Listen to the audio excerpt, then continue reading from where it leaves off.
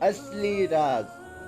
کسی بادشاہ نے رسول اکرم صلی اللہ علیہ وسلم کی خدمت میں ایک طبیب بھیجا کہ ضرورت کے وقت آپ صلی اللہ علیہ وسلم کی جماعت کا علاج معالجہ کیا کرے۔ طبیب مدت و مدینے میں حاضر رہا مگر کسی شخص نے اس سے علاج کے لیے رجوع نہ کیا۔ حکیم نے یہ مسلسل بیکاری دیکھ کر ایک دن آپ صلی اللہ علیہ وسلم کی خدمت میں عرض کیا کہ حضور جانتے ہیں کہ خاکسار اتنی مدت سے صرف آپ صلی اللہ علیہ وسلم کے جانثاروں کی خدمت کے لیے حاضر ہے مگر اس عرصے میں میرے طرف کسی نے بھی توجہ نہیں کی۔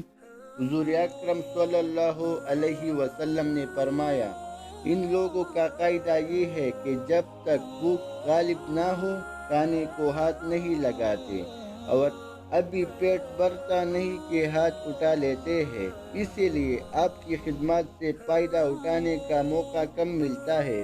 حکیم نے کہا بے شک تندرستی کا یہی اصلی راز ہے جس کے ہوتے ہوئے میری حاضری بیکار ہے۔ اس کے بعد حکیم نے آداب بجا لا کر وطن کی راہ لی۔